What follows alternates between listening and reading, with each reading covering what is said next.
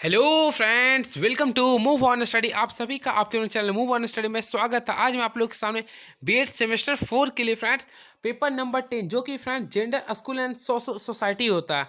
तो चलिए, जो कि विनोबा भावे यूनिवर्सिटी हजारीबाग के द्वारा पूछे वो मैं लेके आऊँ। तो चलिए फ्रेंड्स, 2017-19 के सेशन का क्वेश्चन जो काफ़ी महत्वपूर्ण होने वाली है। बाकी आप लोग को पता होगा, इंस्ट्रक्शन पहले बता चुका हूँ। तो चलिए स्टार्ट करता हूँ क्वेश्चन की ओर। तो ग्रुप ए का क्वेश्चन देखिए, पहला क्वेश्चन क्या बोला फ्रेंड्स, देखिए when do we celebrate international women's day.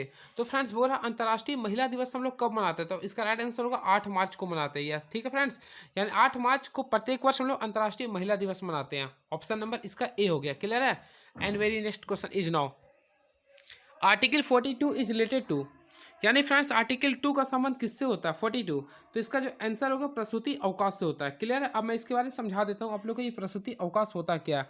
यानी फ्रेंड्स अगर देखिए, इसका अर्थ होता है काम का न्याय संगत, इसका अर्थ होता है काम का न्याय संगत या फिर मनोविचित दशाओं में प्रसूति सहायता।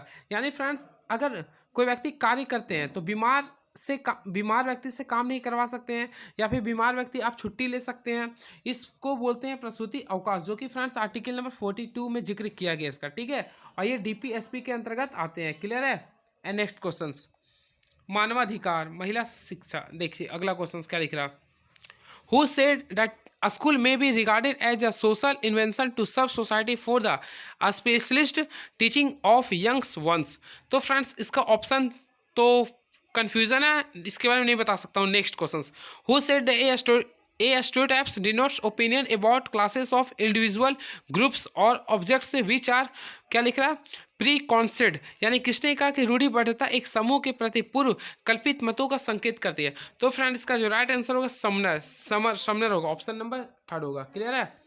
एंड नेक्स्ट क्वेश्चन, समाजीकरण का कारक है पालन पोषण निर्देश एसिमिलेशन या ऑल ऑफ दीज। तो फ्रेंड्स इसका जो राइट आंसर होगा ऑल ऑफ दीज होगा, यानी ऑप्शन नंबर इसका डी होगा आंसर। ठीक है, ऑल ऑफ दीज होगा। तो चलिए स्टार्ट करता हूँ अब ग्रुप बी का क्वेश्चंस में। तो ग्रुप बी का जो क्वेश्चन है काफ़ी तगड़ा होने वाले, उसके साथ बहुत ही महत्वपूर्ण क्वेश्चन है। तो देखिए, निम्नलिखित में से किन्हीं 2 प्रश्नों का उत्तर दे। तो पहला क्वेश्चन क्या लिख रहा है आप लोग ध्यान से देखेंगे, लैंगिक पूर्वाग्रह के कारणों का उल्लेख करें। तो सबसे पहले हम लोग को ये जानना पड़ेगा फ्रेंड्स लैंगिक पूर्वाग्रह होता क्या है। तो फ्रेंड्स लैंगिक पूर्वाग्रह के बारे में आप लोग को मैं बताने के लिए आ चुका हूँ, तो आप लोग समझिएगा। सबसे पहले हम लोग ये जानना चाहेंगे पूर्वाग्रह क्या होता है। देखिएगा फ्रेंड्स, सबसे पहले मैं तोड़ के आप लोग के सामने निचोड़ इसका निकालने वाला हूँ। पूर्वाग्रह तो पूर्व यानी पहले होता है। देखिए, किसी मामले के तथ्यों की जांच किए बिना राय बना लेना या मन में निर्णय लेना पूर्वाग्रह कहलाता है। ठीक है, यानी किसी भी मामले के तथ्यों की जांच किए बिना, ठीक है, उसके बारे में कुछ अपने मन में राय बना लेना या निर्णय लेना पूर्वाग्रह कहलाता है। ठीक है, लेकिन फ्रेंड्स यहाँ बोला लैंगिक पूर्वाग्रह, हम लोग डिस्कस करने वाले क्या चीज़ के बारे में, लैंगिक पूर्वाग्रह। तो लैंगिक पूर्वाग्रह क्या होता है, किसी लिंग विशेष के प्रति एक निश्चित सोच बना लेना लैंगिक पूर्वाग्रह कहलाता है। क्लियर है फ्रेंड्स। यानी जैसे आप लोग देखते होंगे कुछ लोगों के द्वारा ये कहा था, एग्जाम्पल तौर पर आप लोग मैक्सिमम टर्म में ये देखा था कि लड़के क्रिकेट खेलते हैं, तो ये फ्रेंड्स लैंगिक पूर्वाग्रह से बीमार से ग्रस्त है। अगर कोई व्यक्ति ये बोलते हैं लड़के क्रिकेट खेलते हैं, तो वो सिंपल वे में फ्रेंड्स वो लैंगिक पूर्वाग्रह से ग्रस्त है, क्योंकि लड़के ही नहीं उसके साथ लड़कियां भी क्रिकेट खेलती है। क्लियर है। उसके साथ अगर कोई बोलती है रंग दीपावली छठ पूजा का समय, अगर बोलते हैं कोई रंगोली लड़कियां बनाती है, तो फ्रेंड वो भी एक लैंगिक पूर्वाग्रह से ग्रस्त है, एक बीमारी है। ठीक है, यानी फ्रेंड्स लड़कियां के साथ साथ लड़कों भी रंगोली बनाते हैं। तो इस प्रकार आप लोग लिख सकते हैं। अब देखिए इसके बारे में आप लोग को बताता हूं ताकि आप लोग लिख सकें। ठीक है, देखिए लैंगिक पूर्वाग्रह एक प्रकार के लिंग विशेष के प्रति रूढ़िवादी सोच को प्रदर्शित करता है। ठीक है, अब देखिए इसके काफ़ी ज़्यादा क्षेत्र होते हैं, तो मैं कुछ क्षेत्र के बारे में डिस्कस करता हूँ ताकि आप लोग को एग्जामिनेशन हॉल में लिखने में कुछ सहायता प्रदान करे। तो फ्रेंड्स सबसे पहले देखिए परिवार में इसका पहला क्षेत्र आता है परिवार से। तो देखिए फ्रेंड्स परिवार में किसी विशेष लिंग के प्रति सोच विकसित करना, जैसे देखिए घर के काम लड़कियों के और बाहर के काम लड़कों का करवाना। आप लोग देखते होंगे घर में क्या होता है ना, घर का काम लड़कियों को लोग को करवाया था और बाहर का काम लड़कों लोग को करवाया। तो यहाँ भी फ्रेंड्स लैंगिक पूर्वाग्रह हो रहा। उसके साथ साथ देखिए विद्यालय में भी कहीं ना कहीं होता है, ये बिल्कुल होता है। तो उसमें क्या होता है, रंगोली में लड़कियों को शामिल करना, फिर शारीरिक रूप से होने वाला कार्य लड़कों से करवाना, इस प्रकार आप लोग देखते होंगे। ठीक है, अब थर्ड फ्रेंड्स इसमें हम लोग जहाँ रहते हैं, यानी फ्रेंड्स हमारा सबसे बड़ा जो होता है समाज होता है, समाज से हम लोग का डेवलप करते हैं। तो समाज में आप लोग देखते हैं शादी के बारे में बोला जाता है कि लड़कियों का अगर उम्र ज़्यादा हो गया तो तुरंत शादी करवाओ। इस टाइप से आप लोग देखते होंगे। नौकरी के लिए फ्रेंड्स देखते होंगे समाज किस टाइप से ताने मारते हैं। ठीक है, फिर बाहर भेजना। अगर कोई लड़कियां बाहर पढ़ने के लिए जाते हैं तो समाज में देखते हैं किस प्रकार रूढ़िवादी सोच आ सकती है। तो ये हो सकता है लैंगिक पूर्वाग्रह, ठीक है। उसके साथ साथ फ्रेंड्स सरकार के बारे में बताता हूँ। देखिए चौथा यानी सरकार, सरकार के भी देखिए बताते हैं, सरकार का भी पूर्वाग्रह कैसा है तो वही मैं बताने आ रहा हूँ। देखिए सरकार सरकार बहुत सारे केवल स्कीम जो निकालते हैं लड़कियों लोग के लिए निकालते हैं, ठीक है। लड़कियों लोग के लिए अलग से योजना जो चलाते हैं वो भी एक पूर्वाग्रह के बारे में बोला जा सकता है। क्लियर है।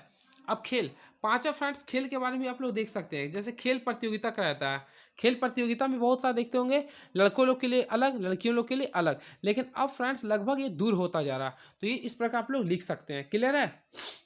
एंड नेक्स्ट क्वेश्चन, अगर क्वेश्चन आता है, चलिए ठीक है, अब नेक्स्ट क्वेश्चन की हम लोग बढ़ते हैं फ्रेंड्स। क्या लिखा है देखिए, व्यक्तित्व अध्ययन, क्या लिख रहा है, व्यक्तित्व अध्ययन से आपका क्या आशा है। तो फ्रेंड्स काफी तगड़ा क्वेश्चन है ये। तो व्यक्तित्व अध्ययन क्या बोलता है, what do you mean by case study in, क्या लिखा है देखिए, स्कूल एजुकेशन। तो देखिए व्यक्तित्व अध्ययन सामाजिक अनुसंधान की एक प्राचीन विधि है जिसमें किसी व्यक्ति, संस्था या समुदाय का गहन अध्ययन किया था। यानी फ्रेंड्स व्यक्तित्व अध्ययन में याद रखेंगे एक प्राचीन विधि है जिसमें किसी व्यक्ति या संस्था या समुदाय का गहन अध्ययन किया था, ठीक है। याद रखें, किसी व्यक्ति, समुदाय या संस्था का जो गहन अध्ययन किया था उसे बोलते हैं व्यक्तित्व अध्ययन। क्लियर है। And very next question is now, महिला सशक्तिकरण से आप क्या समझते हैं। तो फ्रेंड्स सबसे पहले आप इस शब्द को तोड़ने का प्रयास कीजिए, सशक्तिकरण। सा यानी क्या होता है फ्रेंड्स, साथ होता है, ठीक है। सा यानी साथ होता है, शक्ति यानी पावर होता है, करण यानी होता है शक्ति का विस्तार, यानी महिलाओं लोग के लिए शक्ति का विस्तार करना ही महिला शक्तिकरण कहलाता है। क्लियर है। और आप लोग को लिख सकते हैं, भारत जो है ना 2001 में महिला सशक्तिकरण वर्ष घोषित किया था, इस प्रकार लिख सकते हैं, ठीक है। अब इसमें फ्रेंड्स क्वेश्चन ये बोला ना, महिला सशक्तिकरण से आप समझते क्या है। महिला सशक्तिकरण में शिक्षा की भूमिका का स्पष्ट लिखे। तो फ्रेंड्स लिख सकते हैं, सबसे पहले देखिए महिला सशक्तिकरण में सबसे पहले क्या होता है, साहसी होना। इसके लिए क्या होना चाहिए, साहसी होना चाहिए, आत्मनिर्भर होना चाहिए, आर्थिक रूप से स्वाधीन होना चाहिए, विवाह के लिए निर्धारित आयु भी घोषित होना चाहिए। फिर उसके साथ साथ फ्रेंड्स मानवाधिकारों की समझ भी होनी चाहिए, ठीक है। जैसे आप लोग देखेंगे मानवाधिकारों के लिए आप लोग देखे होंगे फ्रेंड्स, ये एक अक्षय कुमार का मूवी आया था टॉयलेट एक प्रेम कथा, जिसमें शौचालय के बारे में जिक्र किया गया था, देखे होंगे। तो ये भी आप लोग महिला सशक्तिकरण के बारे में लिख सकते हैं, ठीक है। तो और इसके साथ साथ फ्रेंड्स लिख सकते हैं बालकों की परवरिश कैसी करनी चाहिए, फिर शैक्षिक सक्रियता कैसी होनी चाहिए, इस प्रकार आप लोग लिख सकते हैं महिला सशक्तिकरण के बारे में। तो आज के जाने महिला सशक्तिकरण काफ़ी महत्वपूर्ण है। और इसके बारे में आप लोग ये भी लिख सकते हैं, आज हमारे देश में चाहे मूल अधिकार हो, चाहे मौलिक अधिकार हो, चाहे मौलिक कर्तव्य हो, चाहे डीपीएसपी हो, चाहे संविधान का आर्टिकल में जिक्र किया गया, देखिए सभी तरफ से ना महिलाओं लोग को और पुरुषों को समानता का अधिकार देने का प्रयोग किया है। चाहे केंद्र सरकार हो चाहे राज्य सरकार देने का प्रयास करता है, बहुत सारा स्कीम चलाया जा रहा है। उसके साथ साथ फ्रेंड्स आप लोग देखे होंगे 73वां संविधान संशोधन या 74वां संविधान संशोधन के अनुसार पंचायतों में महिलाओं को छूट दिया गया, 50% छूट दिया गया। अब यानी कि महिला लोग भी मताधिकार में भाग लेते हैं, फिर कैंडिडेट के रूप में खड़ा होते हैं उसको 50% डिस्काउंट दिया जाता है। तो बहुत सारे इस चीज़ के बारे में आप लोग लिख सकते हैं। क्लियर है। And next question is now, सामाजिकरण में विद्यालय की भूमिका स्पष्ट करें। तो फ्रेंड्स ये काफ़ी तगड़ा क्वेश्चन है, इसके बारे में आप लोग खुद लिख सकते हैं, सामाजिकरण के बारे में भूमिका।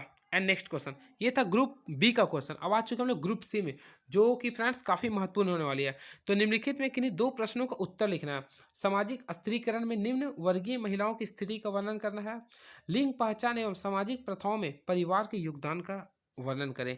तो फ्रेंड्स ये क्वेश्चन आप लोग लिख सकते हैं। एंड नेक्स्ट क्वेश्चन, समाजीकरण के एक अभिकरण के रूप में विद्यालय की भूमिका का वर्णन करें और विद्यालय और समाज के संबंध स्पष्ट कीजिए। और इसी में लिख रहा फ्रेंड्स, कार्यस्थल और महिला उत्पीड़न के बारे में विस्तृत विवेचना करें। तो फ्रेंड्स ये रहा था क्वेश्चंस जो कि आप लोगों के सामने पूरा मैं दिखाने का प्रयास किया, 9 क्वेश्चन, ठीक है। तो आप लोगों को thank you so much, all the best and please subscribe my YouTube channel move on study. Thank you so much. अगर अच्छा लगा होगा वीडियो तो प्लीज़ कमेंट बॉक्स में लिखेंगे। Thank you so much.